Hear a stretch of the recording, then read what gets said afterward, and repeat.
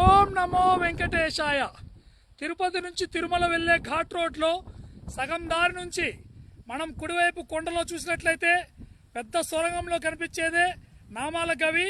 ఇప్పుడు చూస్తున్నది ఘాట్ రోడ్ స్పష్టంగా కనిపిస్తుంది. ఈ ఘాట్ రోడ్ పక్కనే ఉన్నటువంటి రెండు పెద్ద జంట కొండల లోయలోనే ఉన్నది ఈ యొక్క నామాల గవి. చూడండి, రెండు గవిలు ఉంటాయి.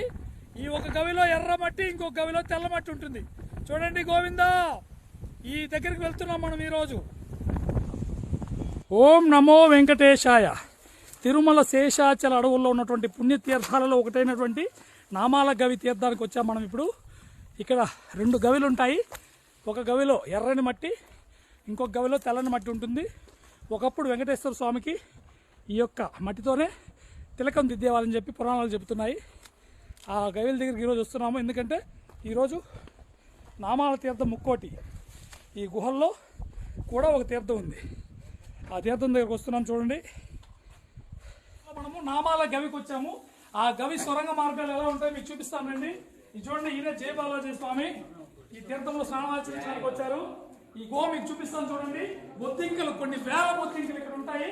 చూపిస్తాను చూడండి ఫ్రెండ్స్. చూడండి, ఈ సొరంగాలన్నీ కూడా సహజసిద్ధంగా ఏర్పడినటువంటి సొరంగాలు. ఇవి చాలా అద్భుతంగా ఉంటాయి.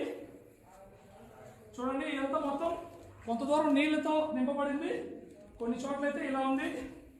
ఈ సొరంగాల్లో ఇప్పుడు వెళ్తాం మనం. చూడండి, వెంకటాచల మహాత్మ్యంలో కూడా ఈ యొక్క నామాల గవి గురించి స్పష్టంగా వర్ణించడం జరిగింది. చూడండి, మొత్తం గబ్బిలాలే ఇక్కడ. చూడండి, మన పైన మొత్తం కొన్ని వేల గబ్బిలాలు, వేలు కాదు.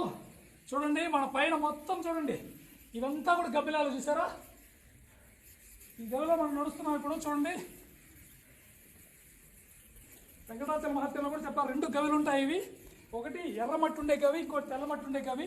ఇప్పుడు మనం తెల్లమట్టి ఉండే గవిలో ఉన్నాము. ఈ యొక్క తెల్లమట్టిలో ఉన్నటువంటి దీన్నే వెంకటేశ్వర స్వామికి తిలకంగా దిద్దేవారంటే ఒకప్పుడు. చాలా అద్భుతమైన విషయము. ఈరోజు ఈ తీర్థానికి రావడం చాలా ఆనందంగా ఉంది ఫ్రెండ్స్. వచ్చేసాం తీర్థం బయట. Thank you very much.